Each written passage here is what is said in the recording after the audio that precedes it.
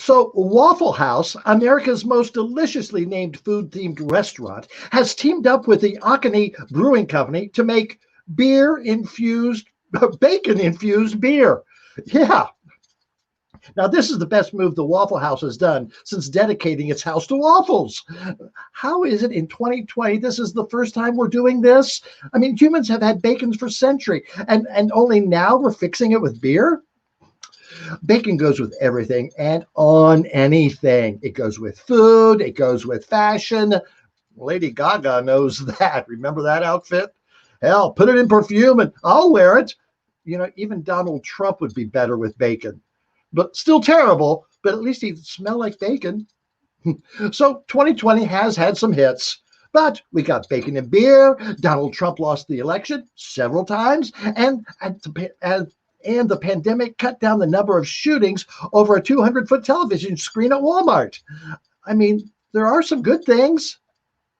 However, it was Black Friday, and even during a global pandemic, we still got someone being an asshole shopping for Christmas gifts. Cops got called to a Jacksonville GameStop. Yes, it was a Florida man, and he left a chair to mark his place in line and then came back with more people to stand with him. The crowd complained, the guy got physical, and the cops were called in to nerd wrangle the upset Xbox crowd. It's 2020. Who's the fruitcake standing in an actual physical line? Everyone else is ordering their deals online except for some ding-dongs in Florida. Anyway, speaking of ding-dongs, ding-dongs. Denver Mayor Michael Hancock had to ask forgiveness from his constituents when it was discovered he had flown to Mississippi for Thanksgiving. Now, this was after he pleaded with citizens to stay home. Apparently, he tweeted, "Avoid travel," 30 minutes before his plane took off. Well, you know, actually, it's not a bad strategy. If I had the influence like a mayor of a major city, I would definitely use my power to convince people not to fly just before I did. It practically guarantees you'll have an empty row.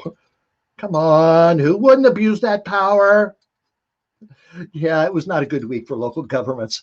California Governor Gavin Newsom was caught at a fancy dinner party at a winery despite ordering bars and restaurants to shut down across his state. I mean, look at this guy. Governor Newsom looks like he's been quarantining at a happy hour this entire pandemic. What I hate most is that it flies in the face of New York Governor Cuomo, who canceled Thanksgiving dinner with his own mother, the first mother of New York. How dare you, Governor Newsom? How dare you, Mayor Hancock? Speaking of Donald, the election grabbed me by the pussy, Trump.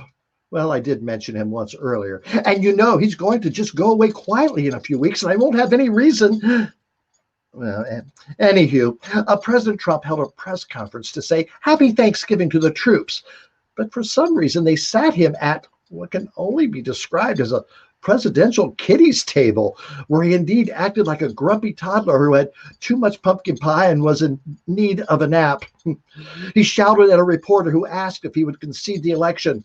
"Don't talk to me like that. I'm the president." Not for long, bub. Now go lay down in front of the TV and let Uncle Joe fix everything you broke. And that's this week's headlines.